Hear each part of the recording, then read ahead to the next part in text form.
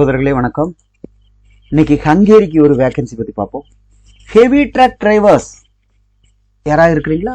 Heavy drug drivers நம்ம இந்தியாவுக்குள்ள வடக்கிருந்து தெற்க இது இப்போ இன்டர்நேஷனல் லைசன்ஸ் வேணும், கல்ஃப் லைசன்ஸ் வேணும் அப்படி கேட்கல. ரெண்டு பாயிண்ட். ஒன்று, நல்ல எக்ஸ்பீரியன்ஸ் இருக்கணும். நீள வண்டி, ட்ரெய்லர் வண்டி, ஹெவி ட்ரக் வண்டி. நம்ம ஊர்ல கன்னியாகுமரி காஷ்மீர் வரைக்கும் ஓடினவங்களும் இருப்பாங்க இல்லையா? லோக்கல் சவுத்துக்குள்ளே ஓட்டினவங்க இருப்பாங்க, பெர்ஃபெக்டாக ஓட்டுவாங்க லாங் வண்டிலாம், ஹைட்ராலிக் வண்டி. ஒன்று. ரெண்டாவது, இங்கிலீஷ் நாலேஜ் வேணும்.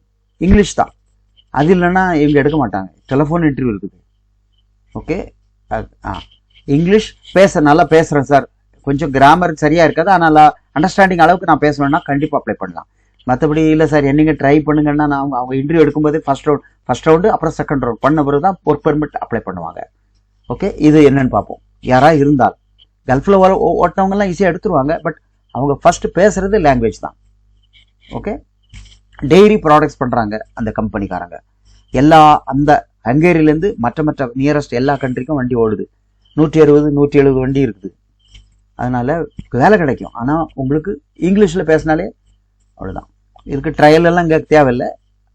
பட் அவங்க பேசுகிறாங்க, அதில் கம்யூனிகேஷன் நல்லா இருந்தால் உங்களுக்கு ஓகே. மற்றபடி வண்டி கண்டிப்பாக ஓட்டுவாங்க. இறங்கின ஒரு ட்ரைனிங்கு, லைசன்ஸ்க்கு அப்ளை பண்ணுவாங்க, அதுக்கப்புறம் தான் அடுத்த ஸ்டெப். ஓகே, இது என்னன்னு நான் உங்களுக்கு சொல்கிறேன். ட்ரக்கு 25 கேட்டிருக்கா, பட் நிறைய தேவை. சேலரி அவங்க கொடுக்குறது பேசிக் 1800 1900. இது பேசிக்கு. ட்ரிப் அலவன்ஸ் நிறையா இருக்குது. ஓகே, அப்புறம் ஃபுட்டு ரன்னிங்லாம் ஃபுட் அலவன்ஸ் கையில் கொடுத்துட்றாங்க, யூனிஃபார்ம்லாம் கொடுக்குறாங்க. ஆக மொத்தம் 2500 2700 வரைக்கும் கையில் கிடைக்கும். தங்குறது மோஸ்ட்லி வண்டியில் தான் ஓடிட்டு இருப்பாங்க, சாப்பாடு அப்படி இப்படி போயிடும். ஆக 2500 மிஞ்சம்ங்கிறது என்னுடைய எதிர்பார்ப்பு. மினிமம் குவாலிஃபிகேஷன் எஸ்எல்சி, கொஞ்சம் ஸ்மார்ட்டாக இருக்கணும். இங்கிலீஷ் தான் முக்கியம், அது இருந்தால் உங்களுக்கு நம்ம கண்டிப்பாக ரெக்கமெண்ட் பண்ணலாம். ஓகே, ஏஜ் 50 வயசே போதும், 50-51. இந்த விசால என்னன்னா 6 மாதம் கழிச்சு அதுக்குள்ள டிஆர்சி கார்டு கிடச்சிரும். டிபெண்டை எடுத்துக்கலாம். எவ்வளோ? டிபெண்டன்னா யார்? மனைவியாக இருப்பாங்க, மனைவியோட சேர்ந்த குழந்தைங்களா இருப்பாங்க. ஓகே, அதனால இல்லைன்னா அப்பா அம்மா, ஏன்னா அவங்க எவ்வளோ டிபெண்ட் தானே. எனக்கு வேற என்ன கல்யாணம் ஆகலை, நான் அவங்கள எடுத்துக்கிறேன்னாலும் எடுத்துக்கலாம், போகிறதா இருந்தால் போய்க்கலாம். ஓகே, அங்கே எலிஜிபிலிட்டி லெட்டர் கொடுப்பாங்க, நம்ம அதை இந்தியாவில் சப்மிட் பண்ணி விசாரிச்சு கொடுப்போம், டிக்கெட் போட்டு இறக்கி போயிடுவாங்க. அதுக்கு பெரிய அமௌண்ட் செலவே ஆகாது. எம்பாசி செலவு ப்ளஸ் அதை ப்ராசஸ் பண்ணி கொடுக்குறவங்க, டிக்கெட் போடுறவங்க, டிக்கெட் எல்லாம் போட்டு பண்ணுறாங்க. அது ஒரு ஆளுக்கு ₹1 ₹1.5 வரும், அவ்வளோதான். ஆனால் அதுக்கு எலிஜிபிலிட்டி லெட்டர் கொடுக்கறது யாரு? இந்த டிரைவர் மூலமாக அவங்க கம்பெனி கொடுக்கும். ஓகே, இதுதான். ஸோ யாராவது அப்படி டிபெண்ட் நான் எடுக்க போகிறேன், நான் இதில் போகிறேன்னா ரொம்ப நல்லது. சரியா? இதுக்கு ப்ராசஸ் டைம் கண்டிப்பாக 4 மாதம் ஆகிடும். 2.5 மாதத்தில் பெர்மிட் வந்துடும், 2 மாதத்துலேயே வந்துடும். நம்ம கொஞ்சம் முன்ன சொன்னாலும் அப்புறம் அப்பாயின்மெண்ட் தான் கொஞ்சம் பிந்தி கிடைக்கும். இந்த அப்பாயின்மெண்ட் யார் கொடுக்குறாங்கன்னா கம்பெனி தரப்புலேருந்தே அவங்களே எம்பாசி மூலமாக அப்பாயின்மெண்ட் போட்டு விஎஃப்எஸ்க்கு நமக்கு வந்துடும். நம்ம அப்பாயின்மெண்ட் கிடைக்கலைங்கிற பிரச்சனை நமக்கு வேணாம், அது நாங்கள் பார்த்துக்கிறோம்.